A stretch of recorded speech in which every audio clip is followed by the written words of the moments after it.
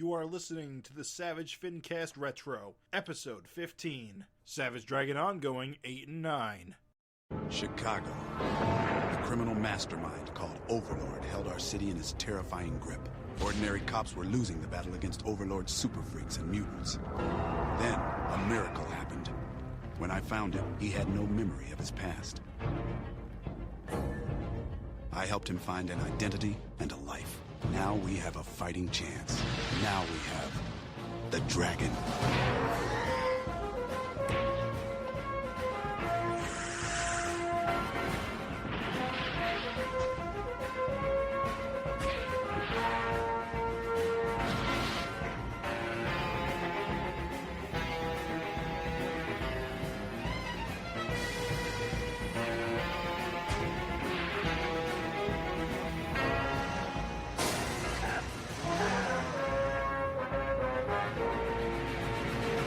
This is the Savage FINcast, the FINcast that never got its Halloween issue.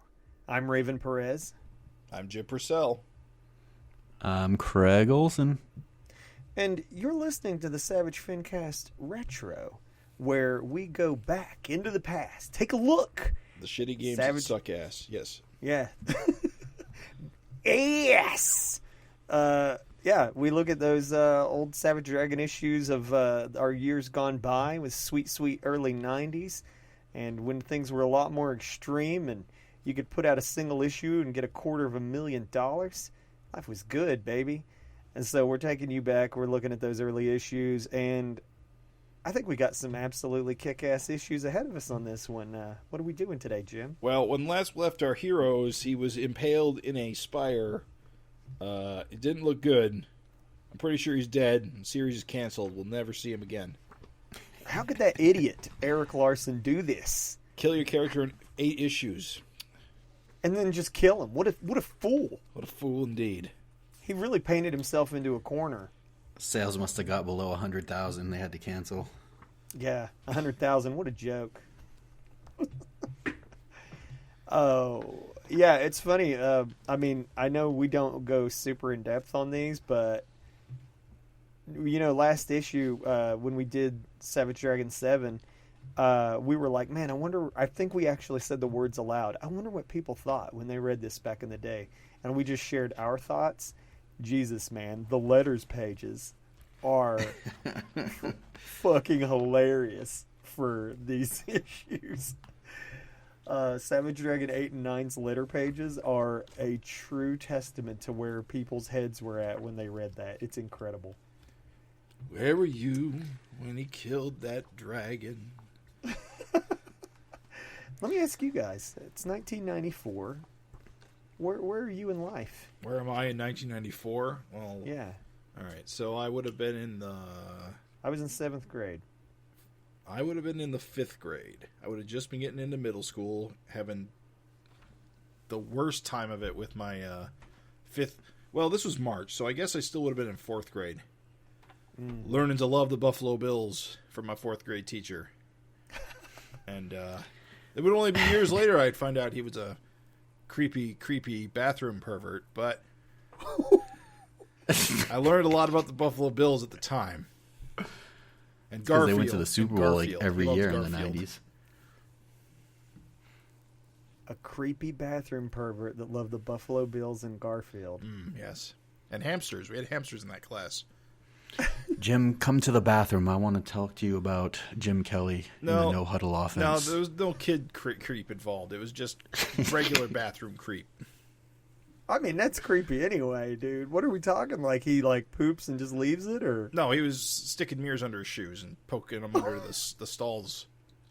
He was what? He put Sticking what? He put mirrors and cameras on his shoes and then put his foot under the stall doors. At least that's the story I heard.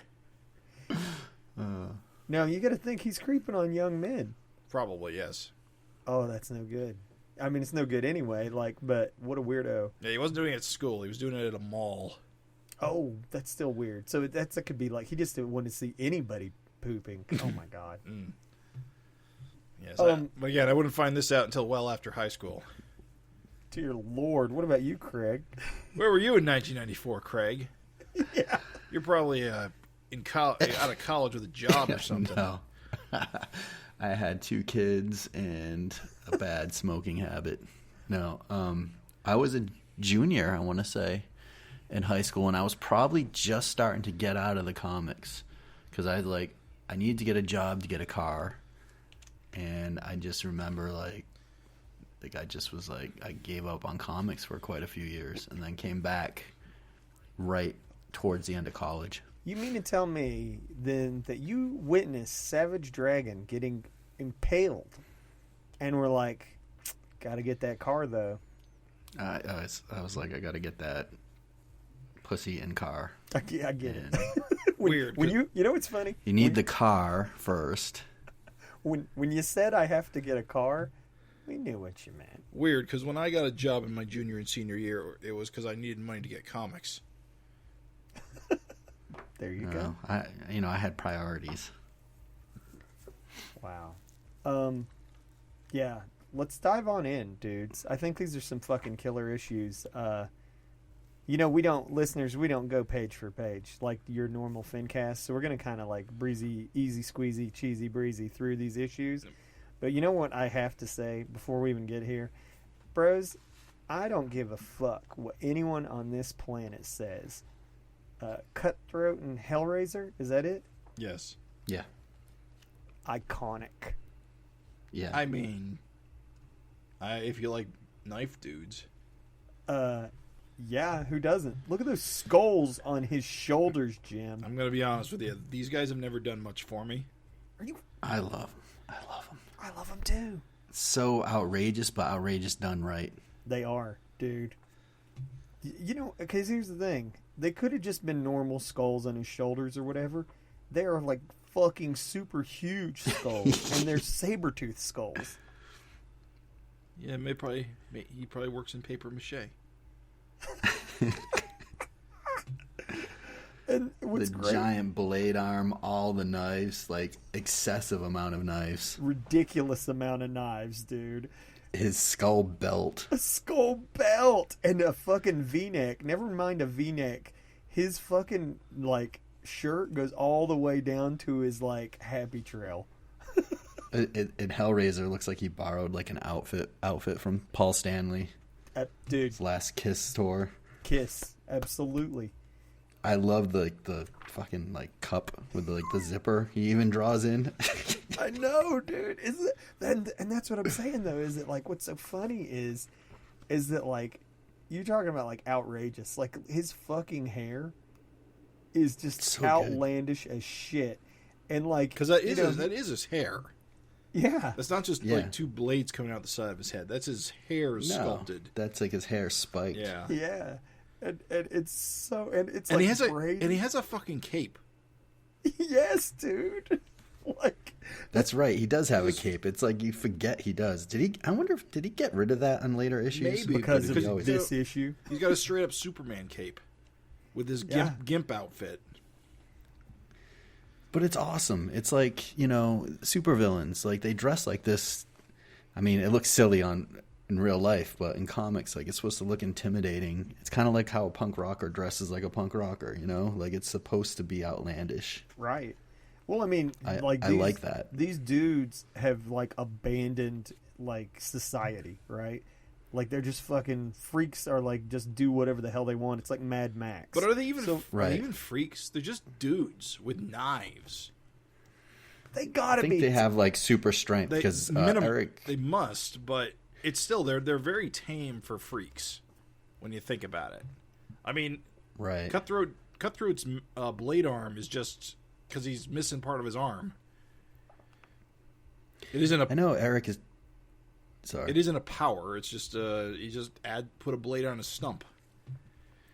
But he has super strength because he can cut into dragon's skin. Plus, both Eric's these dudes are toe to toe. They're just beating the shit it. out of Dragon here in this issue. So they gotta have a bit of strength to them, dude. Yeah.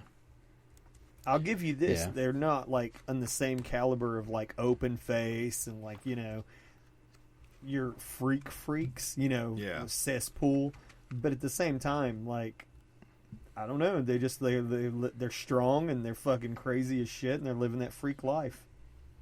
I love it. It just kind of like no like ties to normal society. Like I'm just gonna dress like this, and you're gonna be intimidated, and I'm gonna walk around with my bare chest and my fucking cup. ball pouch zipper. I'm gonna have my fucking cup exposed everywhere I goddamn go. Can I say that even the splash again? We don't go page by page on these, but like just this sequence, it opens with this killer fucking splash of like dragon upside down and impaled, and you then don't like, know if he's dead. The fucking His eyes are slow rolled ascent up the spike. Yeah, so good. it's pretty wild stuff. And these the layouts of all these like first few pages are all the same. It's almost the whole issue. But well, half. It's like half the issue. Yeah, I mean, just the action. I mean, it's a feast for the eyes when you see him like pulling himself off the spire, and then like there's no sound effects, which is kind of cool too in a way, because it's like it's just a cold, snowy day, you know, and you just bouncing off the roof, falling. You don't need sound effects really here. I think it's just makes it even better. And I just wanted to add one thing on this. How iconic is the snow in this issue? Oh, it's great. Like, the snow really sets the tone with him, just, you know, the footprints in the snow, like everything, you know, the blood, the dragging. I don't know. Yeah, if it had not been snowing, like, this wouldn't have been as cool and impactful. And that's the thing that immediately, like, blows my balls off is this issue, to be a 1994 comic, bro, it looks like it was colored yesterday. Like, isn't the coloring so good on this sequence? Yeah. Yeah, it really is. It really is. I was just like, man. That's Ruben Rood for you. Yeah. I mean, compared to, think of it on, like, these retros. Like, we have gone through some earlier coloring stuff where, yeah, honestly, it aged like milk. I mean, this was the early 90s. People were still figuring this stuff out. It was all brand new. Holy shit, dude. This still looks good. Like, this sequence is still beautiful. Yeah, I really, really enjoy this issue. There's a lot of characterization. There's a lot of quiet moments. The action's top-notch. I love the scene where the cops are kind of like, even Howard's like, basically like, Howard Neisman's like, you know, we got to find him. He's a cop. Well, this is the like, first time we've that. seen this Officer Dragon is Missing panel, which will recur many times in the coming future. Mm-hmm. I think we should note, though, remember last issue when Dragon and Frank took the building and Overlord just blasted Frank away? Yeah, Frank became a goddamn Mortal Kombat skeleton. And right away in this issue, right after Dragon frees himself, we see Frank on an airplane, very alive. Frank's on a plane. And so it's like a what? And that's going to raise a bunch of questions going forward as well, which I think is an interesting little twist. Because, you know, at this point, there's no one knows what the deal is with Frank. You want to know the beautiful thing? I have forgotten what happened. So when I was rereading this for the FINcast, I flipped by and I was like, whoa, what the fuck? So yeah, man, he's got to get out of there so he can't be a target. Yeah, but he's dead, Craig. He died last issue, remember? No, I know, but I'm just saying, and I mean, the whole point of him being dead is now nobody knows he's alive. He doesn't have to be threatened. Even the Vicious Circle thinks he's dead. Right. But we don't know the context yet because we don't know the whole Lurch thing yet. Guess I know what happened. Interesting. There's a lot to think about though in this comic. Like if you got to put yourself having 260 issues is so much you already know, but you got to kind of put those goggles on and be like. Most of these readers are like, well, how the fuck is Dragon walking around with a giant hole in his chest like that? Right, and the letters page, like, really spells it out. Like, it's funny because now we take it for granted. Like, Malcolm gets his fucking hands blown off, and, like, we know he'll be fine. All right. But, like, you have Dragon walking around with a fucking stump and a hole in his chest, and like the letters call him really sealed. People were like, "How in the hell? Like, what are you gonna do, dude? Like, what?" Well, his lungs probably healed awkwardly around it, and while he did have a hole in his chest, he probably healed enough to just stumble around. Right. But yeah, the limits of his healing are not yet known. Yeah. In fact, we're going to get to it next issue. We don't even know he's getting his hand back yet. As far as we know, he's going to be stumpy for the rest of his life at this point. Oh, it was mind blowing. I mean, I recall, like, when I saw the hand fucking go off, I was like, what the fuck? Like, dude, what? I mean, we have seen Dragon, like, lose a lot of blood and come back, but he hasn't really grown anything back before. Right. There's also a lot of mystery still going on about, you know, who Mighty Man is, and people are starting to catch on to Sam Hayes and that, like, oh, you know, was it an anagram? Or yeah, and even Dragon's for origins Shazam are still a question. Even in this issue, we actually see what's her face, Mrs. Greenblatt. Yeah, her. Yeah, Rodney Greenblatt's mom. And Debbie Harris's mom, who's thrilled that Dragon's missing, right? And she'll come become back later. villain. Yeah, we'll see her again. Yeah, I even love too, like, you know, we're about to hit up some Freak Force, and he's like, yeah, Freak Force is out there doing what they can, and they're like, damn straight. I'm like, oh, it's good, dude. And R. Richard Richards. Yeah. So good. How I think that might be his first appearance. you guys got the And Mace. I think it might be Mace's first appearance, right? definitely Yeah. Mace's first appearance. Yes. You guys got print copies of this, right? Mm-hmm. How Yes. cool is that Deadly Duo pinup by Eric? Yeah, that's great. Is that That's their another- first appearance? Yeah. Oh, Beautiful. Crap! It would be their first appearance. Yeah. I'm like, hell yes, dude. Yeah, because you don't know anything about these guys, and you're like, well, what the hell is this? Yeah, nothing. I was thinking to myself as I flipped through this to again, like, refresh myself. I was like, oh shit, this would be for them, like, new readers. They would just be like, cool. Who the hell is the this? Deadly Whozos? Yeah, they had no idea how fucking awesome things were about to get for them. But nah, just great action. I love these two just stomping the shit out of Dragon while he's down, and I don't know. just slashing You him say stomping the shit out of him. I just see them being a nuisance because they do all this like damage to him, but even Dragon, like beat up as he is, just fucking turns around and just batters them both. They can't fucking do anything to him. Well, he's trying to get away. I mean, you know, he runs, makes a run for it, you know. Yeah, but So I mean, you know that moment he got caught in the alley and you get that really sad Dragon in the snow face? I love that, yeah. To me, that's not Dragon dead going, end. oh, I can't escape. That's me. Oh, I got to kill both of these fuckers. I mean, that's- really- ends up being Really? what it is, right? Because as soon as that happens, as soon as he's cornered, it basically turns the tables on these guys. Immediately. Yeah. The whole scene is very like Sergio Leone-esque type with a lot of close-ups on the faces Yeah. and then zooms out and I don't know. That one, there's that one panel, it's on the page where Dragon's running from them. Yeah. When he finally gets up. And the one panel right before he's running where he's kind of looking over his shoulder. I love that panel.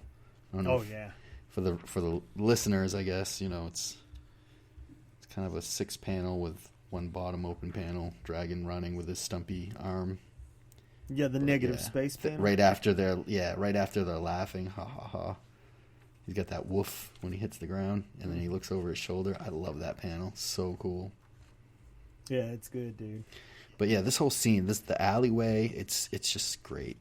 You Yeah. know, typical wooden fences. Fantastic sequential art too. Like when he's pounding him on the opposite page, you get like that Larson classic, like left right action. Oh, it's Yeah. so good, dude. It's so The good. overhead like narrow panels where you're seeing him run down that narrow alleyway. Mm-hmm. Love it. Yeah. Lots of action lines, speed lines. I feel like you're 100% right about like he was like, you know, fuck it. I guess I got to just beat the hell out of these two clowns. And like, how awesome is it that Dragon used his cape, Hellraiser's cape against him?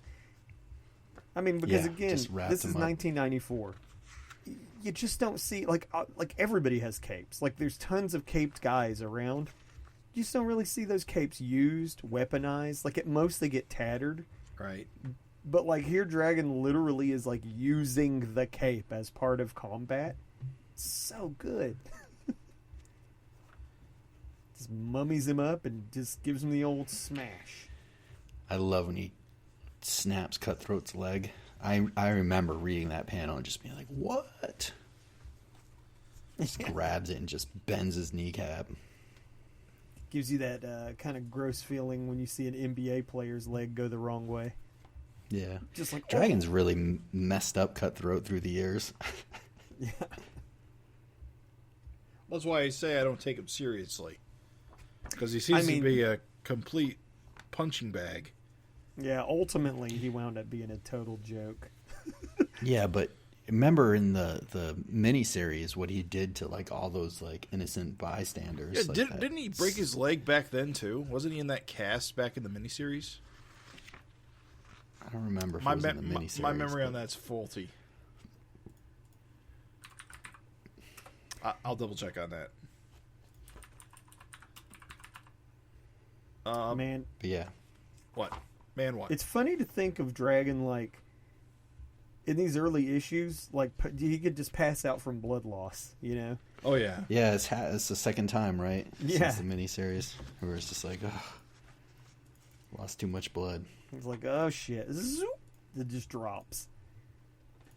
That's like, it's funny because it's kind of like there's things that like he would do, and then things that he like just retired, you know? Yeah. And it's like you never see Dragon like fucking just pass out he gets his fucking arms ripped off, and he's like, you wouldn't hit an unarmed guy, would you? Like he's making jokes and shit. It's like, I guess you can attribute that to part of just experience and kind of understanding how his body works now and stuff, I guess, you know. Well, yeah, it is As the important years too go to on. notice that note that Dragon himself doesn't know his limits at this point. Like not just the reader, like at this point, like Dragon doesn't know he can like fucking recover, so you're right. You're correct. We actually see Rapture wearing clothes somewhat. Well, it's cold. She's got a jacket and pants on. She put on her red light. That's a great Rapture, dude. I love her hair. Yeah. No, that dry air makes it frizz. Yeah, I think what's funny is I do think that is like the most clothed we've ever seen Rapture. Except for in Freak Force. Oh, yeah, that's true. That's true. Listen, so we're at the end of the issue. I got to just say, like, dear reader, dear listener, you know, there is a real cherry of a tribute to Jack Kirby. Right. He had just died around when this issue came out. The month before, yeah. March 1994, so it would have been, like, right in there. And it's funny that somebody in the letters column of the next issue notes, they were like, thank you for saying more than a sentence. Like, you know, and I was just thinking to myself, and I was like, wow. Because, I mean, Aaron gives him, like, paragraphs here, right? And, like, of course, I mean, because, you know, Kirby did a lot. And the letter where the other person is like, thanks for saying more than a sentence, it's fucking crazy to imagine, like, Marvel and them just giving, like, a sentence. Oh, yeah, rest in peace, King, or just something like that. Like, what the hell? Talk about dropping the ball. Oh, I can't remember what issue it was now. I was just reading an issue of something where Jack Kirby just had passed away. It might have been... I don't know. But it was like right where when Jack Kirby, it was another comic that had a big write-up on it. Anyway. Also, it was hard-hitting when it happened. I mean, like, goddamn, dude, like, I'm sorry, like, please, like, just pay attention to these letters. They're so fucking funny because, like, I just hadn't realized. I was, like, reading these, and I was like, wow, you know, these early Savage Dragon fans were just straight up shitty at times. But I give him credit for publishing the good and the bad. Yeah, It's so funny because somebody's like, you don't publish anything but kiss-ass letters. And he's like, if you haven't paid attention, he was like, yeah, I'll publish whatever.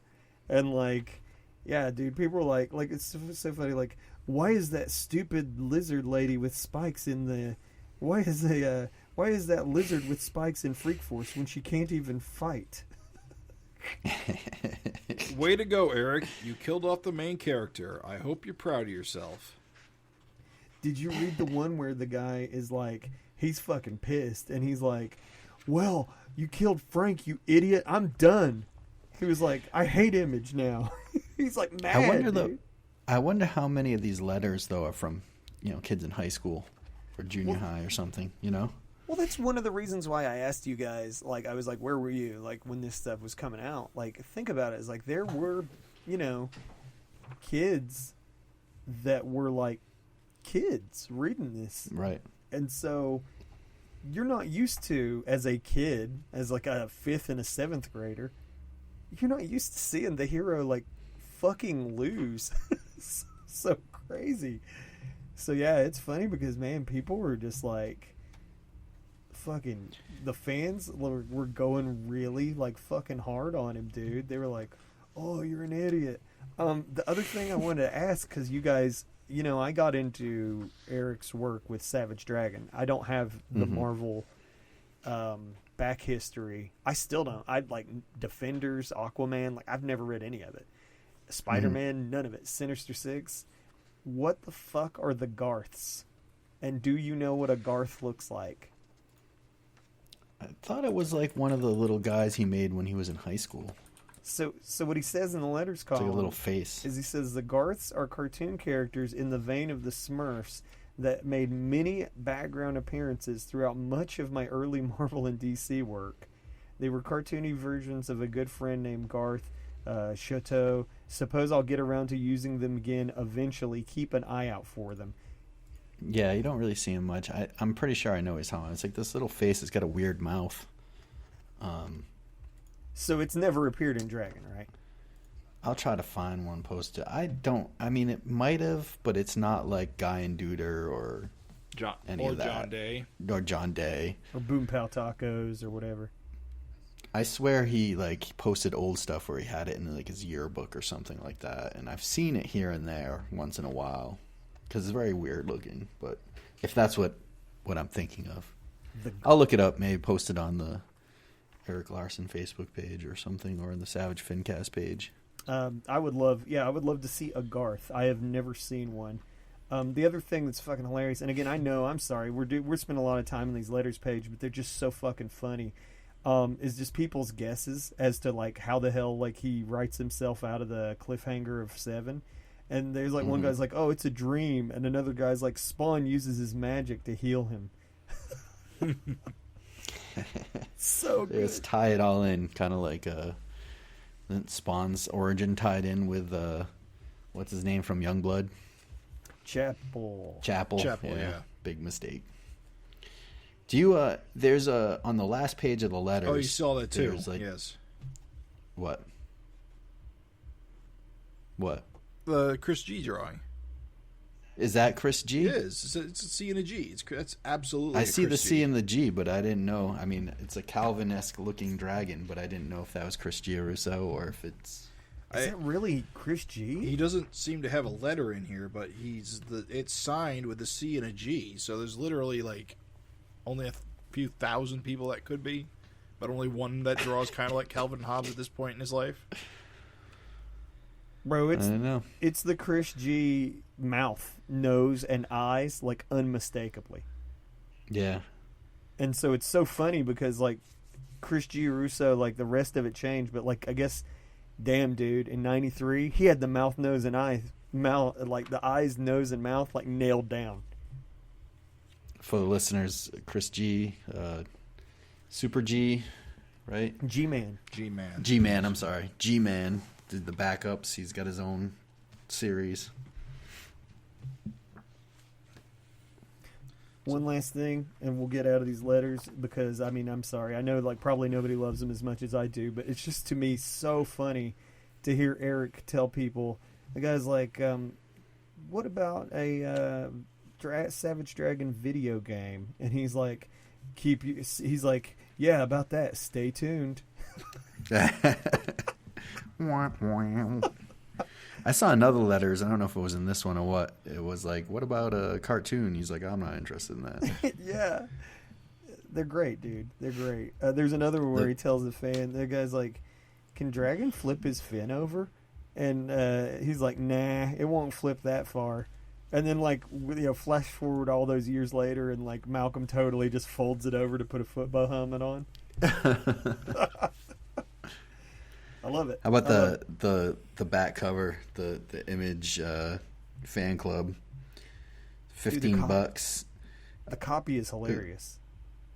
I like how it's like, join today. In just a few short weeks, you'll be the coolest person you know. You receive the styling T-shirt plus exclusive button. It costs like 10 cents to make a button. Yeah. And quarterly newsletter. I just want to know how long the newsletter lasted, or if it was ever published at all. I would love to see the newsletter, like, at all. Like, what the fuck was it about?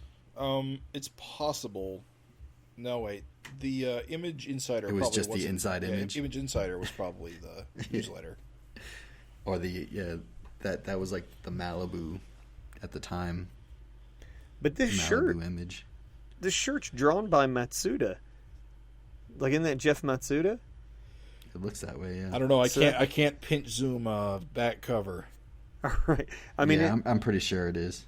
Yeah, that's right. And it's Art cool. Thigbert, I think, inked it. All I know is that fin is see ridiculous. the AT. It is, dude. Talk about and the eyebrows. Yeah, you guys, like, we commented on it briefly with another FINcast Retro, but brother, in the 90s, people were not afraid to give characters old man eyebrow. Yeah. Just fucking curl it up on the ends, dude, like a mustache. What's his name? Is it Andy Rooney? 60 Minutes? Geraldo's got that going on now. This is Geraldo Rivera. And he, like, tweaks his mustache and his eyebrows. Are we ready to move on to the second issue? Yeah, issue 8, I think it's an iconic issue. I loved it. I still love it. I'm looking back at it. It's been a while, and I was like, man, just the art, the setting, everything that happens is just mind blowing in that issue. It was fun. I agree. This issue is 10 out of 10 for action, story, plot development, like art, coloring. Like, holy shit, dude. So, and again, you look at the way he is, it's funny, I was listening to Jim Rugg and Ed Piskor do their Blood and Guts thing, and, Jim was like, yeah, Eric is like a more mature storyteller than a lot of the early Image guys. Bro, he is, because if you look at the way he's, like, just slowly, like, doling out this world building, man, he's just, like, laying down little mysteries here and there everywhere. Yep. Yeah. It's good, dude. It's head and shoulders above the other Image books, already. And those guys made it a point that, Eric had been drawing his own comics for years and years and years that just even weren't published, Right. So when it came to writing, he was already, like, going through the paces for a while. Yeah. Where a lot of these guys are just starting to write their own stuff. They've been drawing for years, but not right, besides, like, Valentino. I'm sorry, I'm not letting this go. I'm not going to let this go. It was part of the FINcast. It was part of the intro. Guys, right by Chris G's drawing. I want you to see something. 1994, March. The writer suggests a Halloween issue, and Eric responds and says, I'll consider a Halloween issue. Eric, if you're out there, we're still waiting. How many FINcasts have I been like, bro, we get a lot of Christmas. I would love to see Halloween. Right. Don't take another 28 years, Eric. Please, consider. All right, sorry. I had to throw it out there. I had to do it to him. Let's jump into issue 9 of Savage Dragon. Again, I just got to slather this cover with a little bit of love. I mean, like, holy Toledo, dudes. Look at that. And this is a post-Dave Johnson Super Patriot. Yeah, you can totally tell Eric is trying to Dave Johnson it.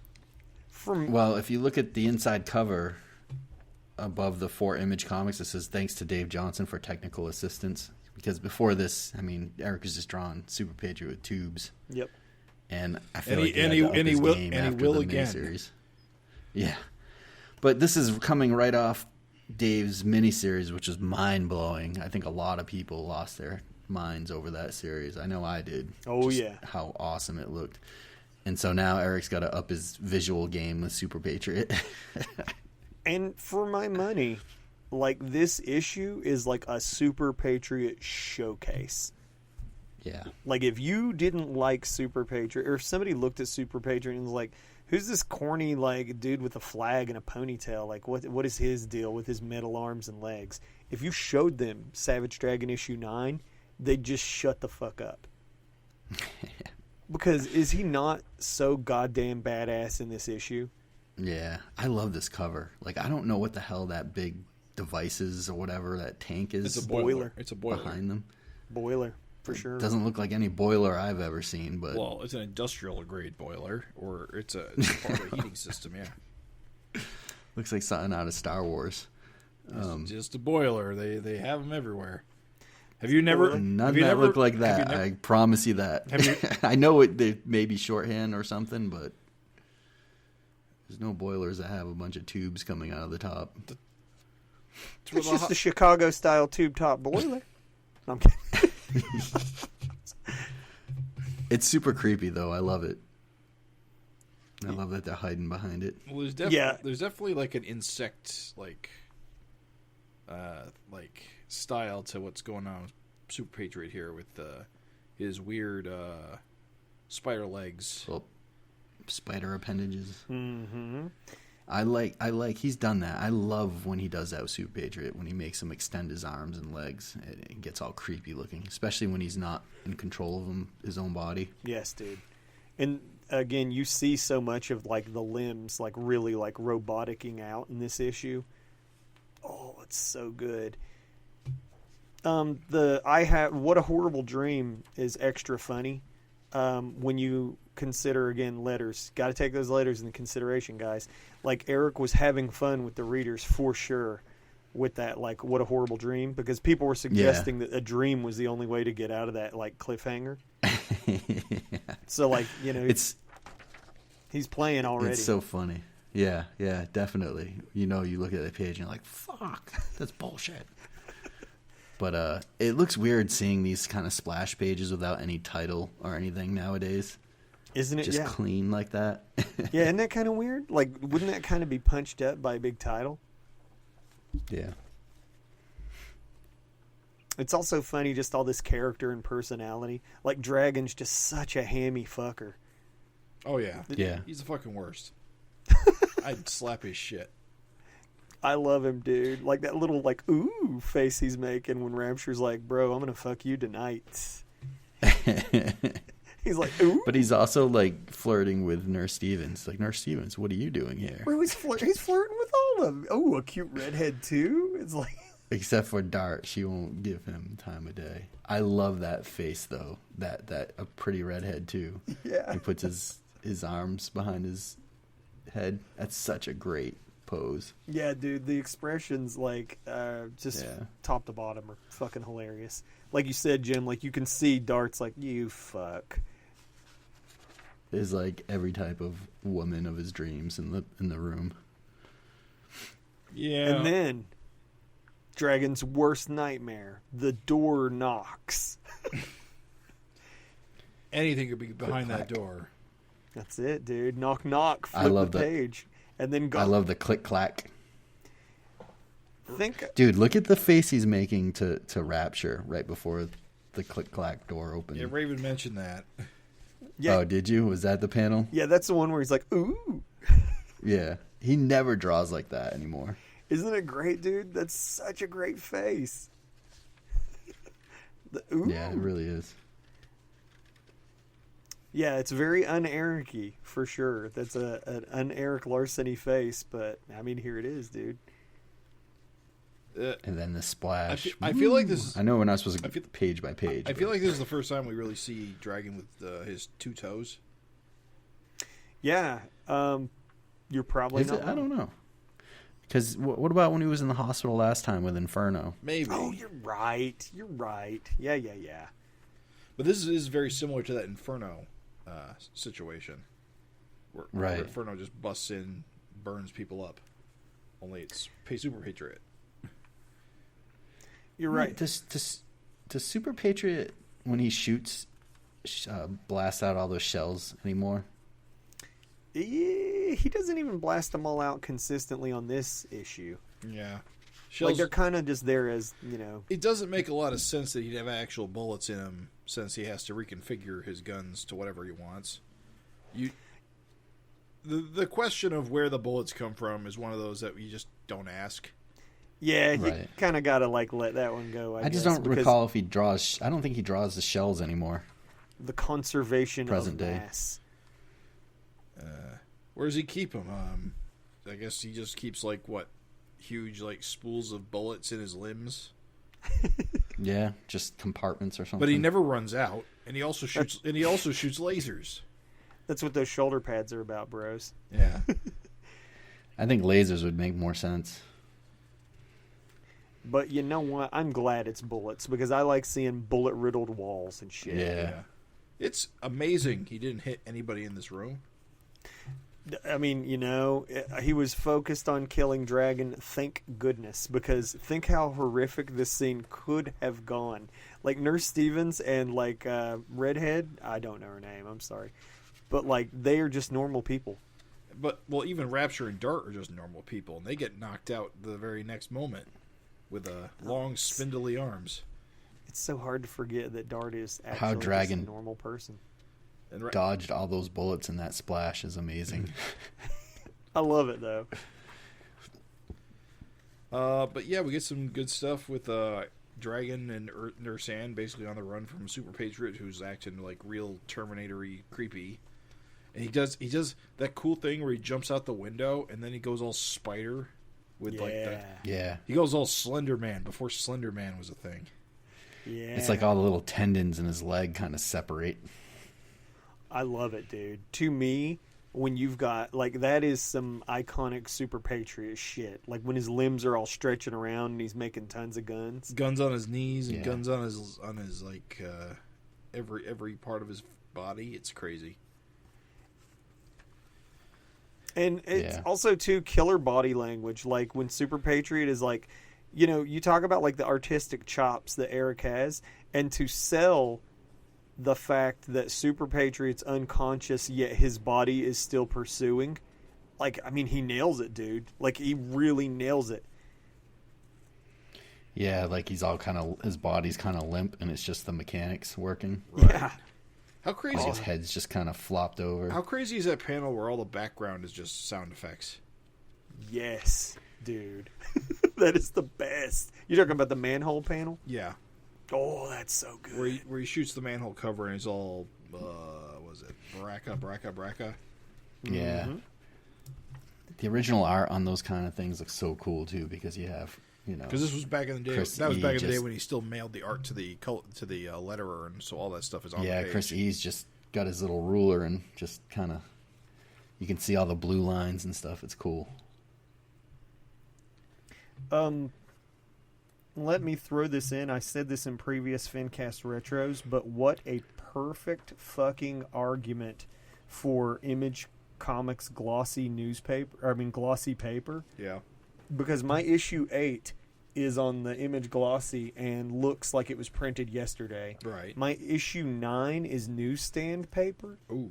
With the barcode. Oh, you have do you have the newsstand with the barcode? Yeah, with the barcode. And bro, this issue looks like fucking shit.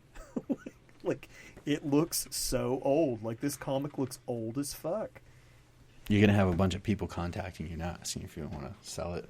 Is this rare or something? I think all the newsstand ones are kind of uncommon. Yeah. Well, it's a piece There's of only a small shit. percentage that are newsstand. I've only found very few while digging them out of back issue bins, and most of them are the really early ones. Yeah, well, they didn't. I think he stopped after maybe. I don't even know if he made it to issue 20, but right. So the page right before the well, you don't even have the poster in yours, do you? I do. Yeah, John Cleary. All right, so the page right before the poster where you see Super Patriot shooting at Dragon and the lighting is all lit up by the guns Yeah. going up. So that looks like dog shit. It is not. The thing is that it is just obviously inferior. Like, the colors are not as vibrant. Everything is aged. So, like, everything is slightly, It's that like mildew. time. That mildew's getting in there. You and your damn mildew. It's just not a shark. I hope you enjoy your stench. I do, actually. This John Cleary poster's great. Man. Is it great, Raven? Is it? Oh my god! It. I think it's fucking Look cool. at I love his wacky shit. Look at his fucking forearms. Yeah, dude. Look at him. How they're fucking like. Look at his neck veins. What, look at his feet, like ending at points. Yes, dude. They're And awesome. what are all these bandages on the floor? Those are bullet shells? Are they? Yeah, they are. Clearly, you don't like stylized art. Is that what this is? Yeah, dude. Look at the arm hair. It's awesome. This is cool, man. Craig, do you have an opinion? It's like wacky McFarlane. It's like McFarlane on, like, I don't know, just meth. Meth? I don't know, man. It's too much. It's like, I want to be McFarlane, but even more stylized. Man, if He goes on to do the Deadly Duo series does he? Oh, that's right. Okay, I kind of see with it. Spawn, with Spawn's in the first issue.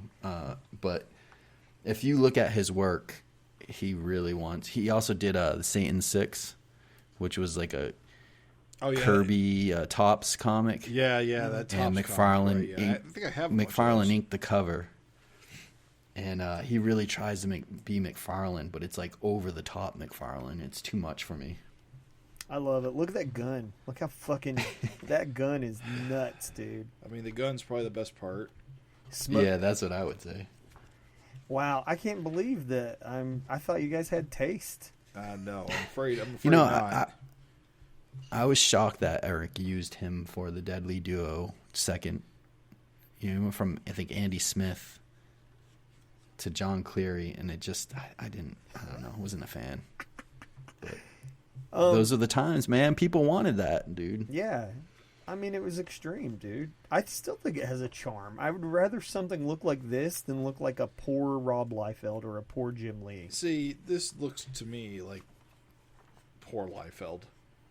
No. I'm telling you guys, watch when we get to the Deadly Duo and you see his series on the Deadly Duo. He's really trying to be McFarlane. If you go back, look at Satan 6 I'm pretty sure he draws Spawn in that series too. So Oh, you can see the McFarlane and the Deadly in this. Duo, yeah, the first issue. Like, you can see the McFarlane in this. Like, there's a thigh belt.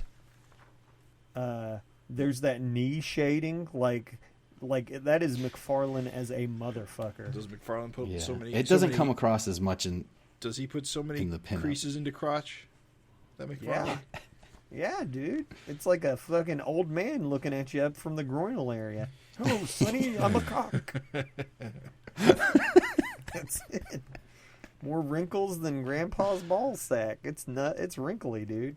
I got a question for you guys. So, on the other side of this, my newsstand edition has a black and white Vanguard ad. Do you guys have that? Yes. Question. This is my question for you. So, do you guys have newsstand, or what do you have? I have direct market. Okay. Yeah, direct market. Okay, so does it say it's too goddamn perfect, or it's too gosh darned perfect? It says too gosh darn perfect. Gosh darned. Yeah. So, Do you remember this saying it's too goddamn perfect? I don't remember. No. I remember it saying goddamn. And yet here it says gosh darned. Yeah, I don't think that's not just a newsstand thing. That's all. I think it might have been on another solicitation or something. Maybe it was an Image Insider. Maybe. Okay, just curious. Not sure. We've praised this weird picture of Vanguard before, actually. So when we did Vanguard, that's issue. So y'all, I love the intrigue and the build up. Craig, I thought of you as I read this because we just had this crazy thing, and this is the second slug the dragons peeled off of someone's neck. And I thought of you where you're like, Dragon used to slow build up things. And I was like, I get it. Like, I get it. Like, as I read that, I was like, you know what? I see exactly what Craig means, because you don't know what the hell's going on. He just keeps finding these little worms. Yeah, you just keep finding those little slugs. And I was like, that's the kind of thing that Eric just wouldn't fucking do now. And I get it. I see where you're coming from, because that was quite the build-up. Not to date us too much, but Eric and Kurt Busiek were talking on Twitter today about how Kurt, when he was doing his Thunderbolts run, made a point that the first 7 or 8 issues were all standalone stories in case something happened and the series didn't continue, so that things wouldn't end on like a cliffhanger. Eric said similarly that he was kind of doing Early Dragon the same way. Ooh, strong disagree. Well, that's the thing, is that while it's true that these issues stand on their own in many respects. Strong agree on that. They do tell a complete story, but they're all telling a larger story together, and they're all seeding like things in that will be picked up on later. So there's a difference between wanting a done-in-one story and doing a story that is, an entire story, while also with little subplots, while laying the groundwork for future stories. Yep. And I call that the overarching narrative. And I think some of that is missing from current Savage Dragon, whether or not it's just because Eric just wants the done-in-one format, or he just doesn't know what he wants to do 6 or 7 or 8 months out, and so can't lay the groundwork because he doesn't know what he wants or doesn't know. Plus, dude, it's been 3 decades. I mean, he may honestly, he did it. So again, it may just be a thing that he just feels done with. Right. But it's funny because I always like sort of push back in other FINcasts against Craig. I'm like, don't worry about it, Craig. It's no big deal. Don't worry about it. But as I read this, I was like, oh, the little slug on the neck, quite the build-up. Well, there's things like that. There's things like Debbie's mom. They're still kind of like showing her. It's like, she's still around. Yep. And it's just kind of like a little callback. There's our Richard Richards. I mean, there's a couple of things laid down in this issue. We see Freak Force. We see the current, we get caught up on what Dart and Rapture and Anne are doing. We get the Leech thing. We get the rematch. Well, we get the Savage Dragon Super Patriot rematch from the miniseries, because it's been a while since the last time those two fought. Correct. And then on top of all of that, we get to meet Mace and his dumb Mace. Well, actually, it's not really his dumb Morning Star. Yeah, Morning Star instead of Mace, right? Yeah. And also we catch up on the Shrew, who we haven't seen in a while. And we also get a healing factor tease. And yes, we get the boner pop moment. And Rapture and Dragon, and we get to see pages where we have to look at people and wonder, what the fuck comic were you reading when you complain about all the sex in Savage Dragon? Yeah. Because it's been here all along, you dipshits.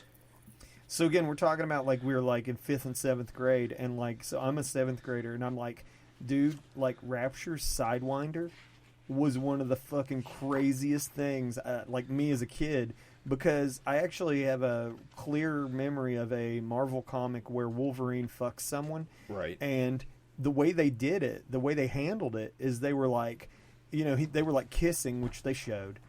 And then they showed Wolverine after the fact, and he was standing and just bathed in shadow. He's mostly silhouette. You could only tell it was him because there's some light on his face. Right. And there's just a little caption box, and it said, "Sorry, kids." And and that was in a Marvel comic, right? So meanwhile, here we are, we're reading Savage Dragon, and we get to the last page, and not only is Dragon about to fuck Rapture, no questions asked, they're building up to it for sure. They don't the camera doesn't pull away, she's dropping her. She came over there in nothing but a trench coat. But on top of that, you flip the page, and then damn, dude, there she is, half naked. Quite the difference is all I'm saying. This ain't the house of ideas, baby. How cool is the drawing, the Mace appearance. Yeah. I don't know. It's just crazy looking. He's got that weird like girdle thing. I love it. I think these That weird belt thing. aviator pants are cool too. Yeah. Yeah, he does have like the fucking like thing sticking out, Like of his, flared out. Yeah. One thing I did like was how basically Dragon talks to the shrew and says sorry Yeah, I about what like that happened too. because he knows that this is all mind control thing going on, and the Yep. the fact that immediately Shrew gets beat up by Mace tells you that Mace is a fucking idiot and an evil fucker. He also feels bad for the shrew because he gets treated like shit He sure do, for and that looking like a freak. and that never ends. Yeah, it's always a butt rag. Alex is super cute, dude. That panel where she's like, Dragon! Another great face. Yeah. Like, I think Eric was kind of like exploring a bit with faces. It's crazy how young she's drawn Yeah, back dude. back then. They were both so young. They were, in their early 30s, right? Is she like think supposed to be in her 20s, early 30s? Because she really feels like she's supposed to be in like 20 years old, like right out of like. Dragon's in his early 30s. Oh yeah, he's a fucking old man. And so the thing is that, all those years later, Alex is turning gray, like in current issues. Right. And so for Alex to be turning gray, and she's like a minority. I mean, I'm sorry. I guess it's only been like 25 years, so I guess maybe she must be older at this point. She must be older, but yeah, you're right. She looks young. I think it's because she's acting so cute. Also- Touching the stump. And also, Eric does the anime eye thing with his female Yeah, dude. characters. Dude, her date of birth is 72. Oh, okay. She's so older. Definitely she's older. young. She's like 24 there or something. Oh, she's going gray. Well, I guess she'd be 50, over 50, so I guess it makes sense Yeah. that she'd be going gray. That's about right. Yeah. Yeah. But still, yeah, 24. Yeah, she's still pretty young. Cute Alex. Rooting for her. Any notable letters to Oh comment? Lord, dude. Yes, there's so many good ones in here. Like basically, let's see, what is it? Fucking, there's stuff that I don't understand. What about the one with T Red and Sir Fabio Death? Is that the one where the guy's like scammage? Yes. Okay, legendary letter in this one. You talk about printing letters that are not positive. This letter is written from these two Canadians that call themselves T-Red and Sir Fabio Death. Okay. And it has a numbered list. 2 numbered It lists. just rips on everyone. that are just like shitting on Jim Lee and Rob Liefeld and like it's fucking, it's crazy, dude. I can't believe. Why does Hero printed and this. Wizard kiss your asses so much? And then he has like questions for other creators. And it's clear he's and Eric busts him. He's like, dude, for someone who can't stand us, you sure seem to read our books. And it's like, yeah, this guy is clearly like a fan, but it's like, what the fuck? Yeah. And it's so funny to read this because it's like still some stuff that's brought up in 2021. It's like, tell Jim Lee and the rest of your shitty staff that spandex does not stick to muscle formations. It's just like, it's so poorly written too. Well, that's the thing is we were Dude, talking about number 11. Well, we were Let me talking just read number 11. tell Rob L. that all of No, the 11 before it. Oh, okay. Regarding the Savage Dragon number 3, quoting Mighty Man, I'm not that kind of guy. What kind of guy is he? A faggot? What? Yeah, dude. Super fucking shitty, dude. Honestly, that would have made me want to just throw that letter right in the trash if I had read that. Of course, it was 1994. Yeah. Why does Hero... He's talking about fucking Hero magazine. That's hilarious. Why does Hero and Wizard kiss your asses so much? Get some real writers. You guys have no idea how to tell a story. Wow, it's kind of crazy when you think about it. Hero wouldn't last that much longer after this, and now Wizard's Right. been gone for almost as long. Learn how to fight before you draw fight scenes in your comic books. What This is like a couple of nerds probably too that are writing it that never like, I don't know. Where are they now? Whatever. if you're out there, you're listening. Bro, I also want to say that this is goddamn hilarious because we, in current Savage Dragon continuity, have Paul, who just lost his hand to Mako, the new Mako, and we are like making jokes about Paul getting a Rob Liefeld arm. Yeah. And the letters in these pages of 8 and 9, people are like, please don't give Savage Dragon a Rob Liefeld arm. A cable arm. Yeah.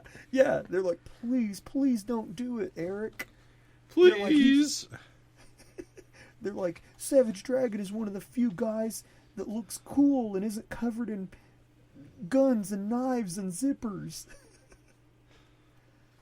Oh, it's so good, dude. These are so fucking... These letters are priceless. Like, I remember this drawing by Toby Mays, that weird body hair.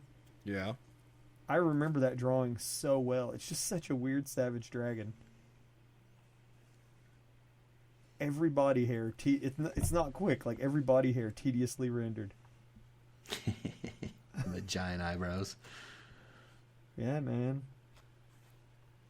Oh, so fun. Good stuff. And we got the back cover. We've got the first appearance of the Savage Dragon sculpture. Yes, dude. And Like that, Claiborne and it's Moore. very breakable fin. Yeah. Only 150. Oh, if only that was still Send the a case. check or money order in U.S. funds. There's another one real quick where there's like the letter is written by Ben Herman. We don't have to talk about it, but I love it that Ben Herman is still reading, still interacts, like still floating around Savage Dragon. I asked him, I said, Ben, was that you, dude? I just have to confirm. And he was like, yup. He was like, that was me. Yeah, he writes a lot. Yeah. And He always a has. thing that I didn't know, because again, I never read a lot of Marvel books and shit, but you guys talk about like Olaf Beamer, from the Netherlands, and I had no idea that Olaf was a guy that got his letters printed in DC and Marvel as well. Like Olaf Metal.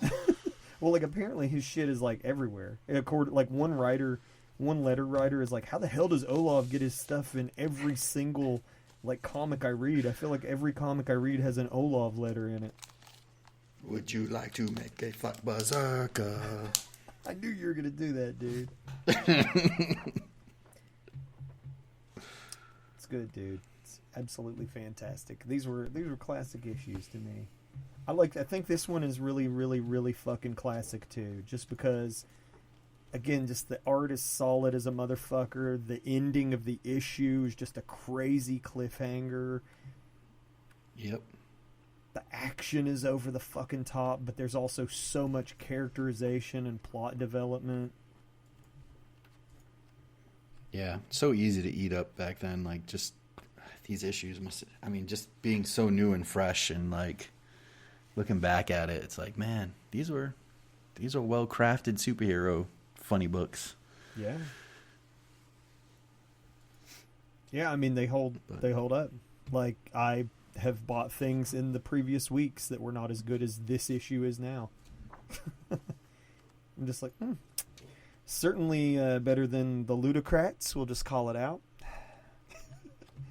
Felt like a waste of my money. Really? You didn't like it? Not as much as this. Oh. It's way better. Well, obviously, but I thought you would have enjoyed that more. I liked it okay, but it's just like you're talking about like solidly crafted comics. Like, it's just amazing how this fucking comic from 1994. I don't know. You think of things like that are really old as just aging out of goodness. Really? Like, there's That's a weird thing to hang up to have. No, it's not a hang up. I've never experienced that in my life. I'm just saying. You lie, dude. I'm just saying things improve with time. That's all. Yeah, they should. They anyway. get. Yeah, the older they are, the better they get. Always. Is that always the case? No. Okay. Things that are old are just as bad as things from now, and things from now are just as good as things were old. I don't know. It's my experience that older comics, let me rephrase that. Good good quality media is forever. Timeless. Timeless, right? exactly. I agree. Yeah, if it's good, it lasts forever. I guess what I'm saying is that a lot of things are products of their time. Right. And unfortunately, that can be a good thing or a bad thing. I mean, if you look at Gremlins, like that's a movie from the 80s, if ever there was one, but Gremlins is timeless. Right. So is Goonies. Like, that's an 80s movie. Those are 80s kids, but like it's still Goonies is timeless. But like, I'm just saying that sometimes you read stuff and you're just like, this definitely is some shit that was made in the 90s, and Savage Dragon doesn't read like that. Like, it's crazy to read these old issues. And I think that was why I got into it so hard, is because when I started reading around issue 90, I went back to the, where it started, and it was like it was just another issue. Yeah. There was no massive distinction that this is from 10 years ago. Yeah, and I think with a lot of stuff, you go to read it, and there's that, like, awkward phase, Yep. Yeah. It's got that, I'll tell you what it is, Jim. We'll make it manga. It's the One Piece factor. Yeah, Dragon had an awkward phase, but it basically, by the time the miniseries was over, it was out of that awkward phase. Got it in 3 issues. He pretty much, I think by issue 3 of the ongoing, he was pretty much, where he was going to be for a while. Eric wouldn't really, like, he wouldn't experiment as hard until he got to, like, 75. Oh, yeah. He would, yeah. I'll agree with that. Well, holy shit. Fantastic issues. Love talking Savage Dragon with you guys. And join us next time. I think, what do we got on the horizon, Jim? Oh, well, next episode we're going to be going back to Freak Force. Ooh. We're going to be covering Freak Force issue number 3 and Freak Force issue number 4. After that, I'm pretty sure we'll be back to Savage Dragon. Got some more issues to do. Oh, never mind. I'll bring that up later. So anyway, yeah, that's it for this episode of the Savage FINcast Retro. As usual, you can always contact us at savagefincast at gmail.com. Find us on our website at savagefincast.com. You can find us on our shows on iTunes, Google Play, Spotify, Anchor, and YouTube. So thanks for listening. Thanks, everybody. Thank you.